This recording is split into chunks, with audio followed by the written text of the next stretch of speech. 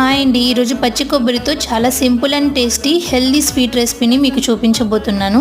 ఇది చేసుకోవడం కూడా చాలా ఈజీ అండి. ఇంట్లో పచ్చి కొబ్బరి మిగిలినప్పుడు ఇలా ఒకసారి ట్రై చేయండి.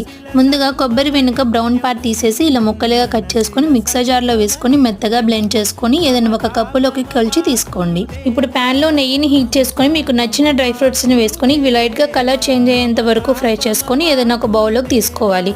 ఇప్పుడు అదే ప్యాన్లో ఒక పావు కప్పు వరకు బొంబాయి రవ్వ అంటే సూజీ రవ్వని యాడ్ చేసుకొని ఇది కూడా కలర్ చేంజ్ అయ్యేంత వరకు ఫ్రై చేసుకున్న తర్వాత కొబ్బరి యాడ్ చేసుకొని కొబ్బరిలోని తేమ పోయి ఇలా పొడి పొడిగా అయ్యేంత వరకు ఫ్రై చేసుకోవాలి.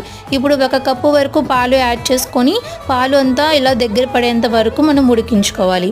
తర్వాత ముప్పావు కప్పు వరకు బెల్లం యాడ్ చేసుకొని లైట్గా కొంచెం వాటర్ వేసుకొని బెల్లం అంతా కరిగి ఇలా దగ్గర పడేంత వరకు ఫ్రై చేసుకోవాలి. ఇందులో చివరిగా యాలకుల పొడి, ఫ్రై చేసుకున్న డ్రై ఫ్రూట్స్, కొంచెం నెయ్యిని యాడ్ చేసుకొని మిక్స్ చేసుకుంటే మన కొబ్బరి హల్వా